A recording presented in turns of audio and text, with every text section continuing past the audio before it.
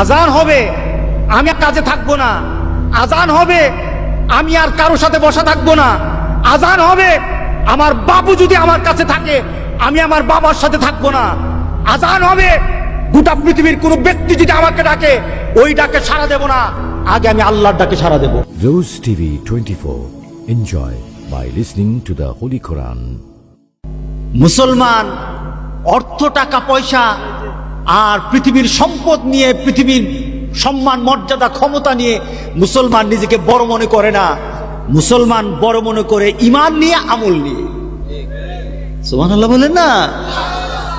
মুসলমান কি নিয়ে বড় মনে করে?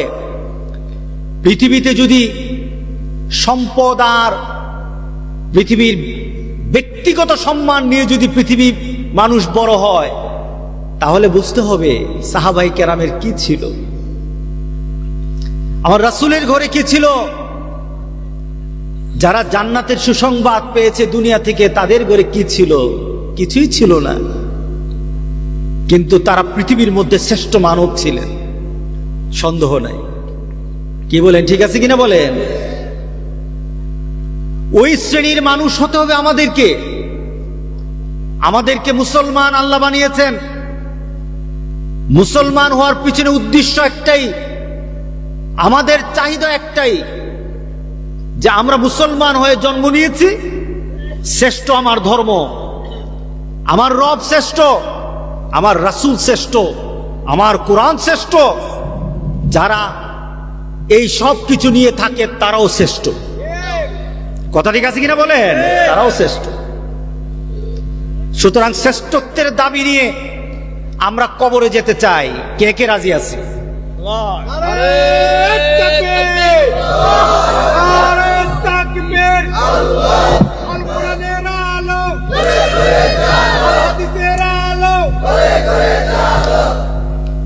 ও মুসলমান, আমাদের একটা জীবন আল্লাহ দিয়েছেন। জীবনটার দাম কত এটা বড় কথা নয়, জীবনের মূল্য কতটুকু এটা বড় কথা নয়। কিন্তু আমার আল্লাহ আমাকে যেমন সৃষ্টি করেছেন, কাফেরও সৃষ্টি করেছেন। জীবনের দাম কতটুকু হতে পারে কাফেরের দিকে তাকালেই বোঝা যায়। কিন্তু মুসলমানের কাছে আল্লাহ সুবহানাহু ওয়া তাআলা যে জিনিস দিয়েছেন, গোটা পৃথিবী বিক্রি করলেও সেটার মূল্য হবে না। সেটার নাম কি? ঈমান। বলেন, সেটার নাম কি? ঈমান। যে মুসলমানরা ঈমান বুঝে না, তারা আল্লাহকে চিনে না।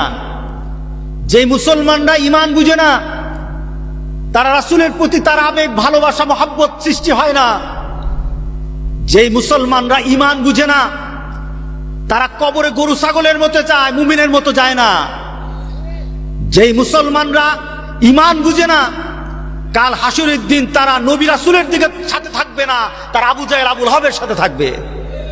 কথা ঠিক আছে কিনা বলেন? প্রশ্ন, আপনি বুঝলেন কিনা?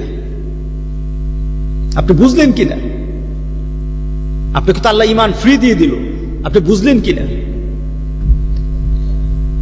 গোটা পৃথিবীতে মানুষকে বুঝানোর জন্য আল্লাহ সুবহানাহু ওয়া তাআলা, আল্লাহ বুঝেন যে মানুষ তার কথা সরাসরি বুঝবে না। মানুষকে বুঝানোর জন্য আল্লাহ সুবহানাহু ওয়া তাআলা মডেল বানিয়েছেন, একজনকে বানিয়ে দিয়েছেন, গোটা পৃথিবীর মধ্যে আদর্শ বানিয়েছেন, নবীদেরকে আদর্শ বানিয়েছেন। আর পৃথিবীর শ্রেষ্ঠতম নবী, শ্রেষ্ঠতম আদর্শের নাম হলো মুহাম্মদুর রাসূলুল্লাহ। এর উপর তো কোনো আদর্শ হতে পারে না, এর উপর কোনো মর্যাদা হতে পারে না। সেই রাসূল পাক সাল্লাল্লাহু আলাইহি ওয়াসাল্লামের উম্মত আমরা, ঠিক না? আমরা রাসূল পাক সাল্লাল্লাহু আলাইহি ওয়াসাল্লামের উম্মত হয়েছি, কেমন মর্যাদা পেয়েছি? রাসূল পাক সাল্লাল্লাহু আলাইহি ওয়াসাল্লাম বললেন, হাসরের ময়দানে সবাই দাঁড়ানো থাকবে, সব নবীরা দাঁড়ানো থাকবে, সকল নবীদের উম্মত তার পিছনে থাকবে। সবার কাতার, কেউ কারোটা হবে 50 জনেরও হবে, আবার 1,00,000 জন হবে, 1000 জন হবে। হাসরের ময়দানে আমার উম্মতের কাতারটা সবচেয়ে বড় হবে। আমার উম্মতের কাতার সবচেয়ে বড় হবে, আমি তার জন্য গর্ব করি না। ও আমার উম্মতেরা, যতক্ষণ পর্যন্ত জান্নাতে তোমার নবী না ঢুকবে ততক্ষণ পর্যন্ত জান্নাতে কেউ ঢুকবে না।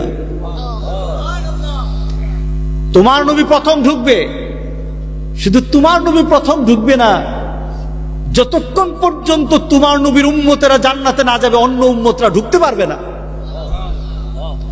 আমাদের মর্যাদা বাড়লো না কমলো? হ্যাঁ,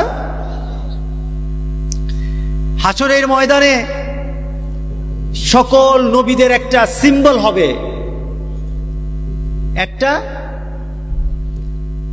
চিনে নেওয়ার মতো একটা চিহ্ন থাকবে। সব নবীদের উম্মত চিনা যাবে, উম্মতে মুহাম্মদের চিনা যাবে। সুবহানাল্লাহ বললেন না?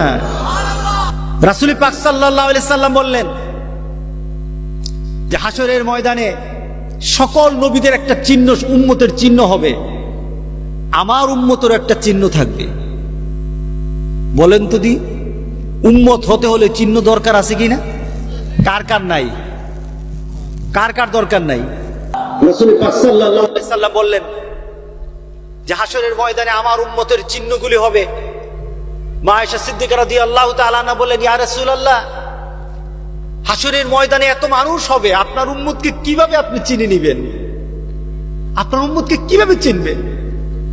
রাসূল পাক সাল্লাল্লাহু আলাইহি সাল্লাম বললেন, আয়েশা রে, একটা মাঠে লক্ষ লক্ষ ঘোড়া আছে, সবগুলো ঘোড়া এক ধরন, আর একটা ঘোড়ার কপাল সাদা, কপালের দাগ আছে, গোরা মুহাজ্জালিন, এমন দাগ সূর্যের আলোর মতো জ্বলজ্বল করে। ও আয়েশা, বলো তো দেখি, লক্ষ ঘোড়ার মধ্যে ওই ঘোড়াটা পাওয়া যাবে কিনা? আয়েশা রে, হাসরের ময়দানে সব উম্মত দাঁড়ানো থাকবে, সবাই দাঁড়ানো থাকবে, আমার উম্মতেরও দাঁড়ানো থাকবে, কিন্তু আমার উম্মতগুলির চেহারাগুলির মধ্যে আকাশের সূর্যের মতো আলো দিতে থাকবে, নূর জ্বলতে থাকবে, তার হাতগুলি নূর জ্বলবে। যে দুনিয়া থেকে নূর নিয়েছে ওই জায়গায় পর্যন্ত নূর নূর জ্বলতে থাকবে।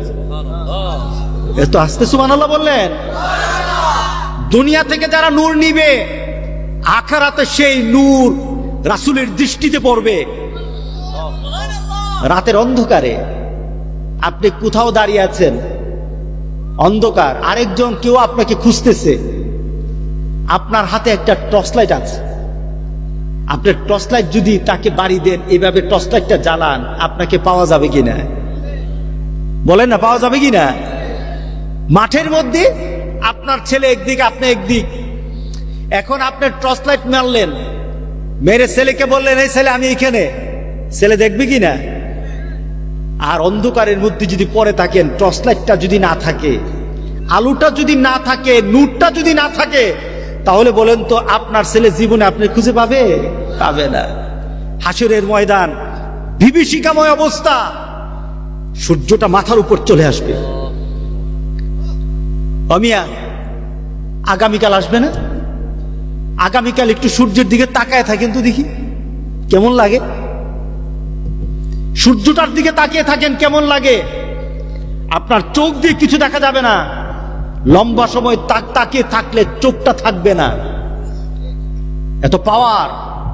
কিন্তু কত দূরে আছে বলেন না? কতটুকু? অনেক দূর, এখান থেকে ঢাকা পর্যন্ত নাকি? কোনানে কসবা কই আছে? 9,30,00,000 মাইল দূরে, 9,30,00,000 মাইল দূরে। এই দূরটা কিন্তু বৈজ্ঞানিকরা বলেছেন, আসল নাপ কিন্তু এখনো কেউ বলতে পারে নাই। এত দূর থেকে কোরআন, সেই যখন সূর্য যখন তা দেখ, আরাম লাগে না? খুব ভালো আরাম লাগে নাকি? হ্যাঁ, গরমটা কেমন লাগে? একটু কিছুক্ষণ দাঁড়ায় থাকার পরে খালি কোথায় লুকানো যায়, কোনখানে ছায়া পাওয়া যায়, এগুলি তো খোঁজা আরম্ভ হয়। কথা ঠিক না? আর ঠিক ওই সূর্যটাকে একটু খেয়াল করেন, ঠিক ওই সূর্যটাকে আপনার মাথার উপর, ঠিক মাথার উপর, এই মাথার উপর যখন চলে আসবে, যারা কোরআনওয়ালা তারার মাথার উপর আসবে, যারা কোরআনের কাছে আসে নাই, নামাজ পড়া নাই, তারা ওইখানে থাকবেই না, অন্য জায়গায় থাকবে নাকি? হ্যাঁ, কি বলেন? যারা আমরা একটু ভয় টয় পাই, একটু কোরআন টোরআন পড়ি, হুজুর আপনারই ধরবো, হাসরের মধ্যে আপনারই বিপদে পড়বেন, আমরা ভালোই আছি, দুনিয়া তো ভালো, আখেরাত তো ভালো। কি বলেন, তাই নাকি? হ্যাঁ, ময়দানে দাঁড়ানো হবে, আপনি যেমন দাঁড়ানো থাকবেন, মোমেন বান্দা যেমন দাঁড়ানো থাকবে, বদকারও দাঁড়ানো থাকবে। কিন্তু মোমেন বান্দা আর বদকার পৃথিবীর মধ্যে সবকিছু ব্যবহারের ক্ষেত্রে গুণগত মান এক ছিল। আমি এখন ভাত খাইলাম কার বাড়িতে? সেলিম ভুইয়ার বাড়িতে, ভুইয়া সাহেবের বাড়িতে ভাত খাইলাম। এখন আমি যখন মুরগি খেলাম, মুরগের গুস্ত খেলাম, আমার জিহ্বায় যেই মজা, যে নামাজ পড়ে না তার জিহ্বায় কি আরেক মজা? বলেন নাকি? একই মজা। খেজুর গাছের রস, নারিকেল গাছ, খেজুর গাছের রস শীতকালে মজা না? এটা কি আমার জন্য এক মজা, আরেকজনের জন্য আরেক মজা? মালিকের জন্য এক মজা, সুরের জন্য এক মজা, নাকি সব এক মজা? হ্যাঁ, সবার এক মজা। ওই সূর্যের আলো দুনিয়াতে আমার জন্য যেমন আপনার জন্য তেমন, কিন্তু আখেরাতের ময়দানে কিন্তু তা হবে না। মুমিনের জন্য মুমিনের অবস্থা হবে, মুমিনের জন্য আল্লাহ সুবহানাহু ওয়া তাআলা তার তাপকে তার সহনশীল পর্যায়ে নিবে। বদকার তার বদের আমলের কারণে তার অবস্থা তেমন হবে, তার মাথাটা পর্যন্ত ফেটে যাবে, গরমের তাপে মাথা ফেটে যাবে, মাথার মগজটা পর্যন্ত বের হয়ে যাবে। হাসরের ময়দানে রৌদ্রের তাপে আল্লাহ সুবহানাহু ওয়া তাআলার সামনে সবাই দাঁড়ানো, আল্লাহর সামনে সবার কাছে আজকে উপস্থিত হয়ে গেছে সবাই। এবার বিচার আরম্ভ হবে, কোর্টে দাঁড়ানো। বাংলাদেশের কোর্ট না, পৃথিবীর কোর্ট না, আহকামুল হাকিমিন সেখানে বসা। আল্লাহু আকবার। আহকামুল হাকিমিন আল্লাহ সুবহানাহু ওয়া তাআলা তিনি একজন চূড়ান্তভাবে মালিক ইয়াউমিদ্দিন হয়ে বসে আছেন। তিনি বিচার ফায়সালা আরম্ভ করবেন, বিচার আরম্ভ করবেন। বিচারের অবস্থা আল্লাহ সুবহানাহু ওয়া তাআলা, একটা মানুষ যখন পৃথিবীর কোন হাইকোর্টে যায়, পৃথিবীর সামান্য কোন জজ কোর্টে যায়, নিম্ন কোর্টে যায়, তখনই তার কোনো হুঁশ থাকে না। যখন আল্লাহর সামনে সবাই উপস্থিত হয়ে যাবে আর সামনে দেখবে দুজকের আগ গর্জন, বেহেশতের জন্য বেহেশতেরা দেখতে থাকবে বেহেশতের প্রতি, দুজকের গর্জনগুলি তাত্তালিউ আলাল আফইদা, প্রত্যেকটি মানুষের কলিজার মধ্যে গিয়ে তার আঘাত করবে, তার কলিজার মধ্যে গর্জনগুলি আঘাত করবে। নবীরা পর্যন্ত দুজকের আগুনের আওয়াজ শুনে ভয় পেয়ে যাবে। এটা হলো হাসরের ময়দান। নবীরা পর্যন্ত ভয় পেয়ে যাবে দুজকের আগুনের আওয়াজের।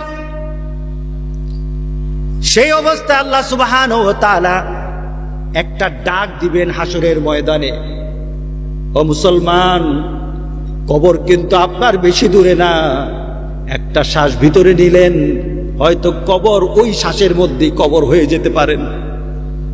আরেকটা শ্বাস ফেলে দেওয়ার পর নতুন কোন শ্বাস হয়তো আপনার ভাগে জুটবে না, আপনার কবরটা কিন্তু অতি নিকটে। কেউ যদি বলে কখন কিয়ামত হবে, ফাকাদ কামাত কিয়ামাতাহু, মান মাতা ফাকাদ কামাত কিয়ামাতাহু, যে মরল তার কিয়ামত হয়ে গেছে, কিয়ামত আরম্ভ হয়ে গেছে, তাকে নতুন কিয়ামত আর হবে না, তার জন্য তার দেহের কিয়ামত হয়ে গেছে, আবার আরেকটা কিয়ামত হবে। 4 ধরনের কিয়ামত আছে। ওই কিয়ামত যখন আরম্ভ হয়ে যাবে, সবাই এখন বিভীষিকাময় অবস্থা সৃষ্টি হয়ে যাবে আল্লাহর দরবারে উপস্থিত। এখন তো বিচার হবে। কিসের বিচার হবে? কিসের বিচার হবে? ফামান ইয়ামাল মিসকালা যাররাতিন খায়রান ইয়ারা ওয়া মান ইয়ামাল মিসকালা যাররাতিন শাররান ইয়ারা। মাবুদ সুবহানাহু ওয়া তাআলা কোরআনে কারিমে আমাদেরকে জানিয়ে দিলেন তোর বিচার আমি কেমন ভাবে করব। রাতের আধারে গোটা পৃথিবীর কেউই দেখে নাই, তোর স্ত্রীও দেখে নাই, গোটা পৃথিবীর কেউ তোকে দেখে নাই। রাতের আধারে এমন একটা কাজ করেছস, মনে মনে চিন্তা করেছস, কেউই দেখে নাই। আল্লাহ বলেন ওইটা তোরে হাসরের দিন দেখাইয়া দেব। হাসরের দিন গোটা পৃথিবীর মানুষের সামনে ওই কথাটাও দেখাইয়া দেব। রাতের অন্ধকারে, রাত্রের বেলা শুয়ে শুয়ে, বিছানায় শুয়ে শুয়ে তুমি আরেকজন মানুষের জন্য তুমি খারাপ চিন্তা করেছো। তুমি মানুষের জন্য ভালো চিন্তা করো নাই, খারাপ চিন্তা করেছো। আল্লাহ বলেন তোমার চিন্তা তো কেউই দেখে নাই।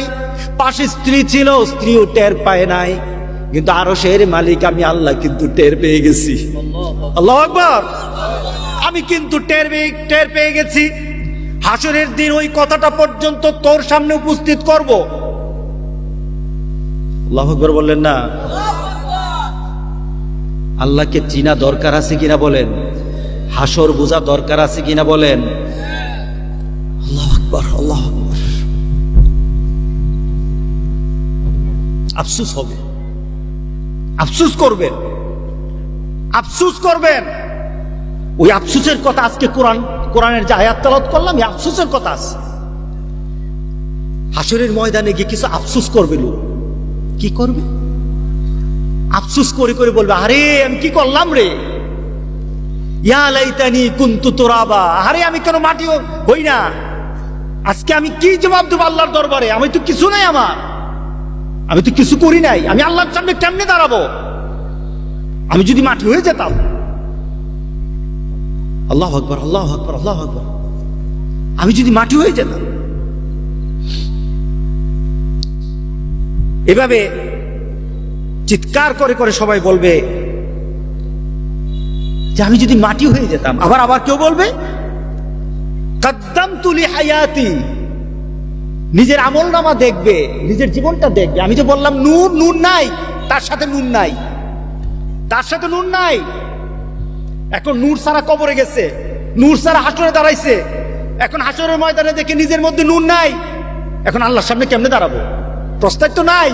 আল্লাহ তো আমার দিকে তাকাবে না, রাসূল তো তাকাবে না। যে রাসূল পাক সাল্লাল্লাহু আলাইহি সাল্লাম বলেছেন সব উম্মতের একটা সিম্বল হবে, একটা চিহ্ন হবে। আমার উম্মতেরও সিম্বল হবে, একটা চিহ্ন হবে। সেটা হবে তার চেহারাটা সূর্যের আলোর মতো জ্বলজ্বল করতে থাকবে। কালো চেহারা থাকবে না, কালো চেহারা থাকবে না। এত সুন্দর চেহারা হবে, আকাশ সূর্য পর্যন্ত ম্লান হয়ে যাবে। মা আয়েশাকে বললেন, আয়েশা রে, আমি আমার উম্মতকে চিনে নেব। তাদের চেহারাগুলি যখন জ্বলজ্বল করতে থাকবে তখনই চিনে নেব তারা আমার উম্মত। এত আস্তে সুবহানাল্লাহ বলেন। এটা সুবহানাল্লাহ বলে কে খুশি হয়?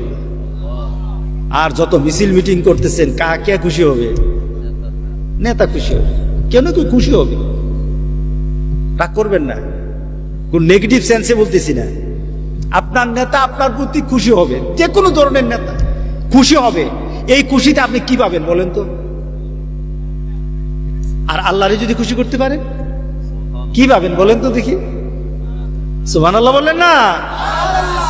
এই জবানের মধ্যে যত, রাসূল পাক সাল্লাল্লাহু আলাইহি সাল্লাম বলেছেন সুবহানাল্লাহি ওয়ালহামদুলিল্লাহ ওয়া লা ইলাহা ইল্লাল্লাহ আল্লাহু আকবার, যে এই তাসবিহগুলি জপবে তার তাসবিহর সাথে সাথে জান্নাতে তার জন্য একটা গাছ লাগানো হবে। এত আস্তে সুবহানাল্লাহ, জোরে বলুন সুবহানাল্লাহ। আচ্ছা, জান্নাতের গাছগুলি ছোট না বড়? কত বড়? হ্যাঁ, জান্নাতের একটা গাছ এত বড় হবে, এক একটা গাছ, যে একটা গাছের ছায়া এত বিশাল হবে। ছায়াটা, গাছের ছায়াটা, বট গাছের ছায়া আছে না, বিভিন্ন গাছের ছায়া আছে না, ছায়াটা এত বড় হবে। একটা ঘোড়াকে যদি ছায়ার এক প্রান্ত থেকে আরেক প্রান্ত পর্যন্ত ছেড়ে দেওয়া হয়, ঘোড়াটা চলতে আরম্ভ করবে। ওই ঘোড়াটা 100 বছর পার হয়ে যাবে, গাছটার ছায়া শেষ করতে পারবে না। এত আস্তে সুবহানাল্লাহ। মান্দার গাছ পালি তো একটু বেশি সুবহানাল্লাহ কইবেন। যদি কোন হুজুর মান্দার গাছ দিব, এখন যদি কইতাম সবাই সুবহানাল্লাহ কইবেন, বাড়িতে গিয়ে দেখবেন মান্দার গাছ আছে, তখন জুড়ে সুবহানাল্লাহ কইতেন। আমি কইতেছি জান্নাতে তোমার একটা গাছ পাওয়া যাবে, তবু সুবহানাল্লাহ মুখ দিয়ে বাইরে না। আসল কথা হচ্ছে বিশ্বাসই করা হয় না, বিশ্বাসই করতেছেন এত বড় গাছ কইতে পারে কিনা। কি বলেন? আপনাদের চিন্তা হলো হুজুর কি গাছ কইলেন, এটা ঘোরা বলে এটা শেষ করতে পারবেন না 100 বছরে, আপনি কি গাছের কথা কইলেন? আল্লাহ দিতে পারে কিনা? জোরে বলেন পারে কিনা? পারে কিনা বলেন? আমার মাবুদি দিতে পারে, আমার মাবুদি দিতে পারে। সুতরাং মুখের জবান যার যত বেশি জিকির দিয়ে ভরা থাকবে, জান্নাতে তার বাগানের মধ্যে তত গাছ বেশি থাকবে। আরো জোরে বলি সুবহানাল্লাহ। একটা স্লোগান দিতে পারবেন? কে পারবেন না? হাত তুলে। সবাই পারবেন? আপনারা একটা মিছিল দিবেন, স্লোগান দিবেন। জান্নাতে কিন্তু স্লোগান হবে, জান্নাতে কিন্তু স্লোগান হবে। জান্নাতের স্লোগানটা কার জন্য হবে? আল্লাহর জন্য। কার জন্য হবে? যারা এখান থেকে আল্লাহর জন্য স্লোগান দিবে তারা জান্নাতে গিয়ে ওই স্লোগানে যোগ দিবে। কে কে যোগ দিতে চান? নারে তাকবীর, নারে তাকবীর, আল কোরআনের আলো, আল হাদিসের আলো, মসজিদ আছে যেখানে, নামাজ আছে যেখানে, হক্কানি উলামায়ে কেরাম যেখানে, আলহামদুলিল্লাহ। একটু শরীরটা গরম হয়েছে নাকি? হ্যাঁ, আমি তো কিছু দিতে পারবো না, তবে স্লোগানটা আপনাদের রিজার্ভ রেখে দিলেন, আখিরাতে গিয়ে পাওয়া যাবে ইনশাআল্লাহ। বলে ইনশাআল্লাহ। এক একটা তাসবির কারণে আপনাকে একটা করে গাছ দেওয়া হবে। কোথায় দেওয়া হবে বলেন তো? এবার একটু তাত্ত্বিক কথা বলবো। কোথায় দেওয়া হবে? জান্নাত। আচ্ছা, আপনি দুনিয়ায় থাকা অবস্থায় জান্নাতে আপনি গাছ লাগাইতেছেন, দুনিয়া থাকা অবস্থায় জান্নাতের বাগানে আপনি গাছ লাগাচ্ছেন, জিকিরের কারণে, তাসবির কারণে জান্নাতে আপনার গাছ হচ্ছে। আপনি বাগান বাড়ি তৈরি করছেন জান্নাতের, আপনার মরার আগে বাগান বাড়ি তৈরি করছেন, তাতে বোঝা গেল মরার পরে আল্লাহ আপনাকে জান্নাতি দিবেন ইনশাআল্লাহ। সুবহানাল্লাহ বলেন না? যারা বাগান বাড়ি আগে বানায়, আল্লাহ তো আগে বলতেছেন যখন যে পড়লেন তোমার বাগানের মধ্যে একটা গাছ লাগাই দেবো, তাহলে বোঝা গেল আপনার বাগান আছে। সুবহানাল্লাহ বললেন না? সুতরাং ওই বাগানে যাওয়ার শখ জাগতে হবে। আল্লাহ আমাদের সবার মধ্যে দান করে দিক। রাসূল পাক সাল্লাল্লাহু আলাইহি সাল্লাম আয়েশাকে বলেন, আয়েশা রে, আমার উম্মত গুলি আমি চিনে নেব, এত মানুষ থাকুক কিন্তু আমার উম্মত আমি ঠিকই চিনবো। কিভাবে? আয়েশা, শীতকাল চলে আসতো, বার্ধক্য চলে আসতো, বিভিন্ন সময় বিভিন্ন নিজের মধ্যে একটা কাজের স্পৃহা হারিয়ে ফেলতো, মনের মধ্যে দুর্বলতা, শারীরিক দুর্বলতা সৃষ্টি হতো, কোনো কিছু কাউকে পিছু হটাতে পারে নাই, কাজ থেকে এই কাজ থেকে বারণ করতে পারে নাই, পিছু হটাতে পারে নাই। আবার আমার উম্মতের চরম দুশমন শয়তান ছিল। আমাদের চরম দুশমনকে, জোরে বলেন চরম দুশমনকে? শয়তান চরম দুশমন ছিল, আমার উম্মতের চরম দুশমন। তারা ওয়াসওয়াসা দিয়েছে যেন সে এই কাজটা না করে। কিন্তু যখনই আমার আল্লাহর একটা আওয়াজ এসেছে, সে তার জীবনের অন্য কোনো চাহিদাকে তার বড় চাহিদা বানায় নাই। সে যে কোনো কাজে থাকতো, যখন আল্লাহর সে ডাক তার কানের মধ্যে লেগেছে, ডাকটা হলো আল্লাহর ডাক, সে আল্লাহর ডাক যখনই তার কানে লাগতো, সে ডাকটা ছিল আল্লাহু আকবার। জোরে বলেন আল্লাহু আকবার। ডাকটা কি ছিল? আল্লাহু আকবার। মসজিদ থেকে আওয়াজ এসেছে আল্লাহ বড়, আর সে কাজে ডুবেছিল, বিভিন্ন কাজের মধ্যে ছিল, সে তার চিন্তায় শয়তান বলে কাজ বড়, আর মসজিদ থেকে আওয়াজ এসেছে আল্লাহ বড়।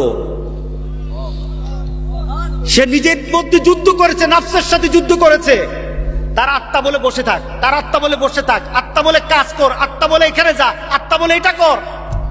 কি বলেন? বলে না? মিটিং এ বসা থাকলে বল মিটিং এ বসা থাক, আগে মিটিং শেষ, এরপরে নামাজ। ঠিক না? আমাদের রিক্সাগুলির মধ্যে অনেক সুন্দর সুন্দর লেখা থাকে, আগে থাকতো ছবি, নায়িকাদের ছবি, নায়িকের ছবি থাকতো না। এখন কিন্তু সুন্দর সুন্দর কথা থাকে। নামাজকে বলো না কাজ আগে, নামাজকে বলো না কাজ আগে, কত সুন্দর কথা। কাজকে বলো, নামাজ আগে। তোমার দুনিয়ার যে কোনো কাজ থাকুক, তোমার জীবনের একটা বড় চাহিদা নিয়ে নাও। আজান হবে, আমি আর দেরি করব না। আজান হবে, আমি আর কাজে থাকবো না। আজান হবে, আমি আর কারোর সাথে বসা থাকবো না। আজান হবে, আমার বাবু যদি আমার কাছে থাকে, আমি আমার বাবার সাথে থাকবো না। আজান হবে, গোটা পৃথিবীর কোনো ব্যক্তি যদি আমাকে ডাকে, ওই ডাকে সাড়া দেব না, আগে আমি আল্লাহর ডাকে সাড়া দেব। পারা যাবে কি না? ও মুসলমান, পারা যাবে? যদি পারা যায় তাহলে আমরা এখন থেকে বলবো, নামাজকে বলবো না কাজ আগে, নামাজকে বলবো না কাজ আগে। যদি হয় কি হবে? যদি এটা করতে পারেন কি হবে? রাসূল পাক সাল্লাল্লাহু আলাইহি সাল্লাম বলেন, ওই উম্মতগুলি আমার উম্মত চিনে নেব। তাহলে বোঝা গেল যার মধ্যে এই দাগ থাকবে না, সে রাসূলের উম্মত বলে পরিচয় দিতে পারবে না। আমাদের সমাজে নামাজি বেশি না বেনামাজি বেশি? আস্তে কথা কয়, বলেন, জোরে বলেন, সাহস করে বলেন। বেনামাজি বেশি। তাহলে এই বেনামাজির অবস্থা কি? তুমি যতই আশিকে রাসূল হও, আশিকে রাসূল, মাশুকে এলাহি, আশিকে পান্দান, সিয়ায়ে দান্দান, কত সমাজের কত আশিকিরা আছে। এই আশিকি দিয়ে কাজ হবে না। তুমি যদি রাসূলের উম্মত বলে পরিচয় দিতে চাও, তোমাকে মসজিদে 5 ওয়াক্ত হাজিরা দিতে হবে। কথা ঠিক আছে কিনা বলেন? যারা দেয় না, আমার দৃষ্টিতে, আপনার দৃষ্টিতে যত বড় উঁচা মনুক আমার সমাজে, আখেরাতে তারা ফকির, মিসকিন, তারা গরিব, তারা তারা তারা লানত প্রাপ্ত, তা এর থেকে আর কিছু না। কথা ঠিক আছে কিনা বলেন? যত বড় কিছু, যত বড় কিছু। ও মুসলমান, আজকে বুঝতে হবে, আমি কি আমাকে বাঁচাতে পারবো কিনা, আমি কি আমার রাসূলের সাথে সম্পর্ক করাতে পারবো কিনা। যদি পারতে হয়, নামাজ লাগবে কিনা? জোরে বলে, নামাজ লাগবে। মা আয়েশা সিদ্দিকা রাদিয়াল্লাহু তাআলা আনহাকে রাসূল বললেন, যারা উযু করেছে, উযু করার সময় কি ধুতে হয়? বলেন, কি ধুতে হয় উযু করতে? ধরুন উযুর অবস্থা ধরুন, এখানে তো 90 জন ভাইয়া যাবেন উযু ধরলে। আর মাহফিলে, আপনার মাহফিলে আর আমু না। আপনি একটা টেরা মানুষ, উযু যেমনি মন দেয় এমনি, আপনি কি হয়েছে উযু? হ্যাঁ,